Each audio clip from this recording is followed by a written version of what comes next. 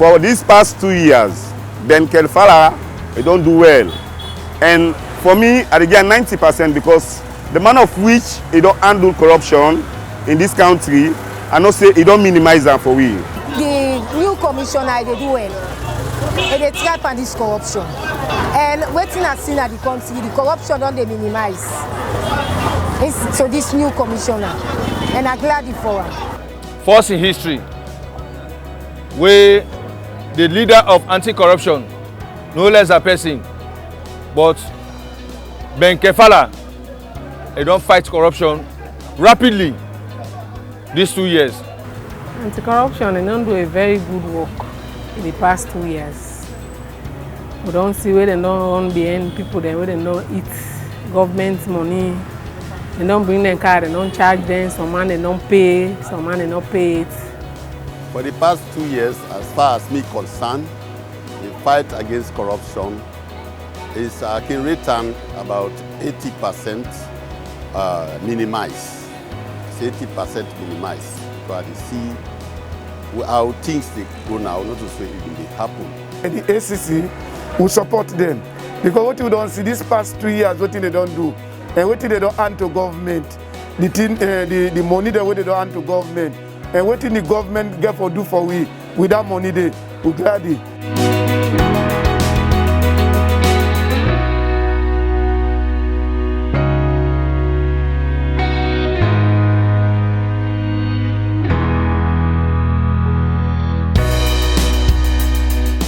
Na 2 years now, where Francis Ben Kelfala Esquire begin work as commissioner na the Anti-Corruption Commission Salon.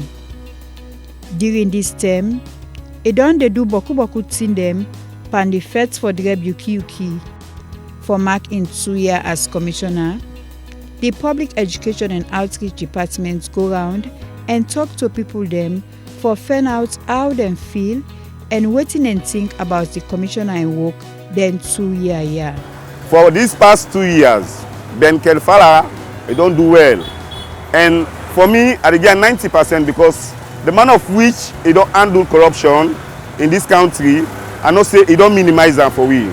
Others don't begin to fear now. Fear don't they carry side people and for say, no, I not for do this, I not for do this. So for me, I get 90% because waiting do the way it come in, you know, he don't prove himself. And I know say now we get the fear of God.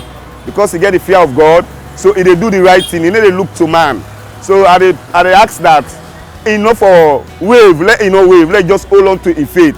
Because he believes not to himself put himself yonder, now God put on the. That if he they do anything where he right, I believe say God go get the pay, not to much man they pay. So I want let it just continue for doing job the right way as he don't start time, let continue. Well, what impressed me more, so this new Kelfala, new commissioner, he fights the corruption. I mean, now their offices them, then he not a joke.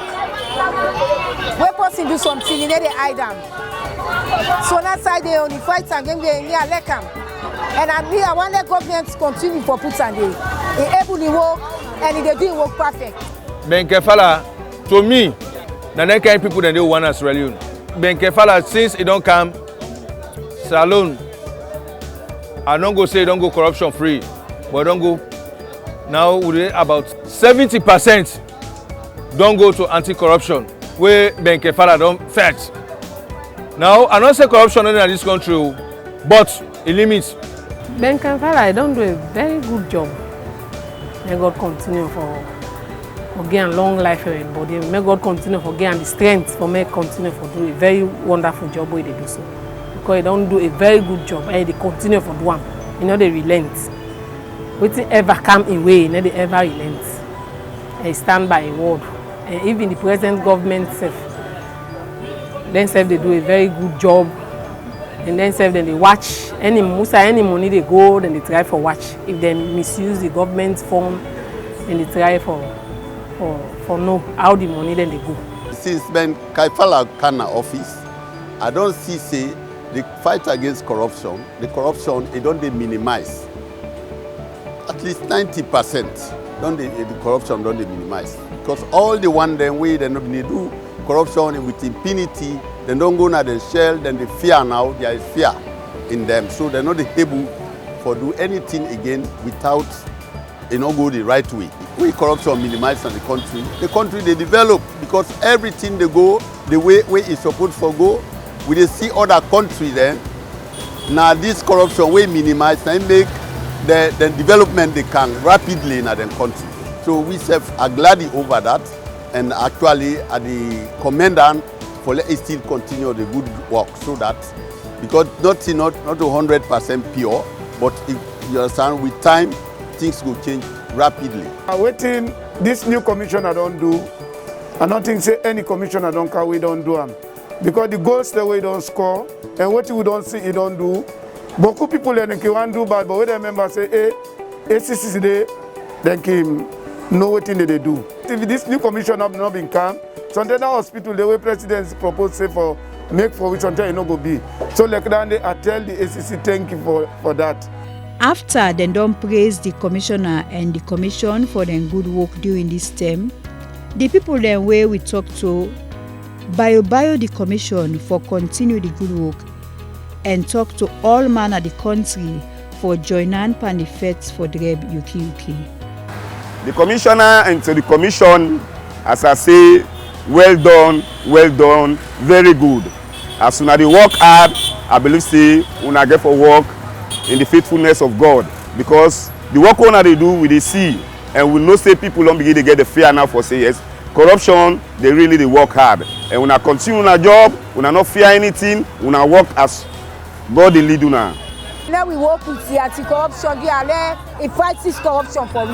Let this corruption done at this country. We tire because we the poor people the way they sell at the market. We don't enjoy nothing. We don't get nothing because they found out say if corruption but at the country, now few people no more they enjoy. Then we the people the way they sell at the market, we they suffer. The leadership of this country, when a known lesser person, retired Brigadier Julius Madabio, be say, where he can go make Sierra Leone free from corruption. If you see the bike riders union now, all man they ride, they praise the government. Now because we're anti-corruption, they now all man afraid. So I appeal to all bike riders, in behalf of the president, Umaru Teliba, and the national executives, the regional chairman not represent here, I say, Lord will go out of corruption. Lord not even minimize that. When you minimize that, that means say you get plan for one. We forgo out of corruption. Bike rider, we say corruption free. The message you are to send to the commissioner and the anti-corruption staffs them as a whole. Freetown upline for men and continue for do waiting and on the do. Waiting ever come their way because any kind of person they work, you must get obstacles there. But men not relent, men and continue for do one. Because any kind of way work, black man he must talk, but men not listen to talk. Once they know saying a good job then they do, God will continue for reward them for waiting and they do. We all for help anti-corruption, for let we able for done this sickness when a corruption. All this cry where they cry hungry, this and that, now because of few people, then they sit down and the money, then they eat with their family, then we they suffer. Well time they clap for the hey, you guys give this and that. All that one day enough will happen. So I want if we all don't join hand, we help for fight corruption. At least anti-corruption, not to in one get this fight. Let all help and let help and let achieve. So that we all go stop this cry. Hungry, this and that, all that things are corruption and cause are the only problem this country.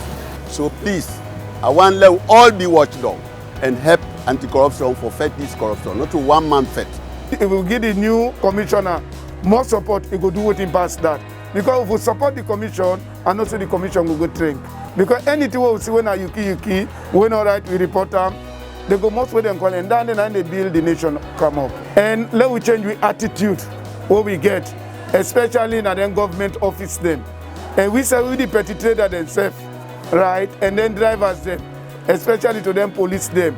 That put let them left all that one day because all that they make the country stronger.